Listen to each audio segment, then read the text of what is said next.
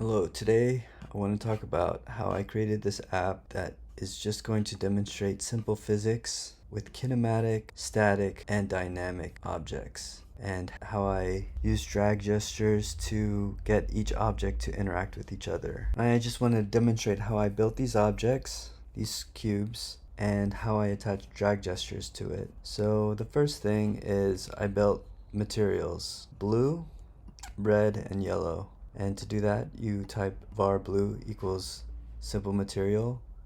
You can add the color tint equals dot blue, and I added roughness as 0.2. And that's how I'm going to differentiate between my materials and the ground here, which is blue. I created the floor, a model entity, mesh, generate plane, width 50, depth 50, and materials blue.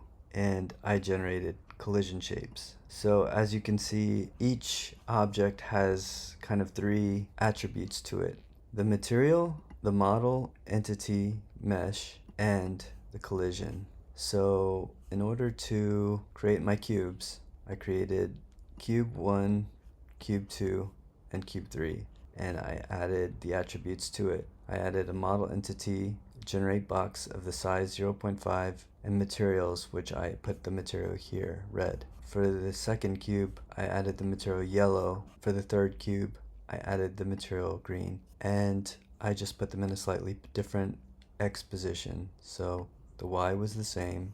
I want them to be roughly at the same Y position, and I want them to be at the same Z position, which, as we've discussed, is the depth. And then I want them to be in different X position. So let's run it and see what that looks like. We have my scene, and I have my cubes here. And what's interesting is this cube is above the floor while these are below the floor, and that is because this is a dynamic cube. So I set these at position 0, and the floor is at position 0. So the floor bisects these cubes, but it did not bisect this one, the green cube, because it's a dynamic. So I'm going to show that here in the text. When I added the floor, I added a static property, which is done with mode static and mass properties.default.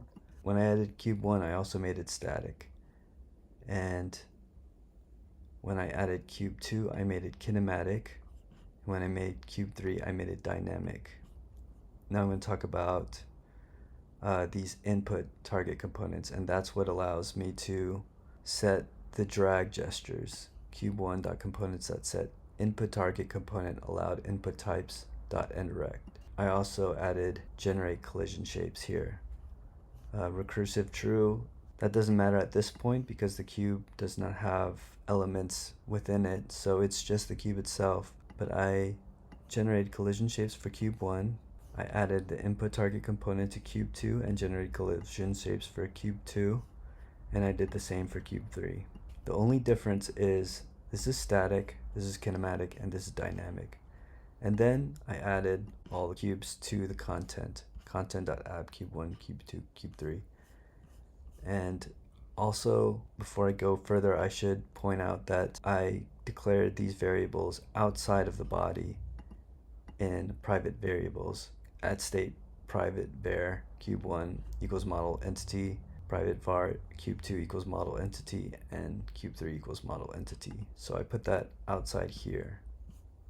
And then I added dot gesture, drag gesture. In order to allow the cubes to be dragged, you create var drag gesture, sum gesture, drag gesture dot targeted to any entity, and you can also target to entity, and then you would have to specify the entity within the parentheses here, pass it in. But I put any entity dot on changed value in value.entity.position equals value.convert value.location 3D from .local to value.entity.parent. And that's how you can create dragging on your elements. So here we go. We're going to try this. I'm going to click the select to interact with VisionOs content here, and then I'm going to move around these cubes. And this is dynamic, so it's going to bounce around all over the place. This yellow cube is so I can create movement with this cube, but I haven't done that yet. I'm gonna get to that in a further video. And this one is a static component. So, okay, and that's it. Yeah, so just ignore all this green text I've commented out, but I've created a simple app where you can experiment with the physics of VisionOS and RealityKit. Thank you for watching.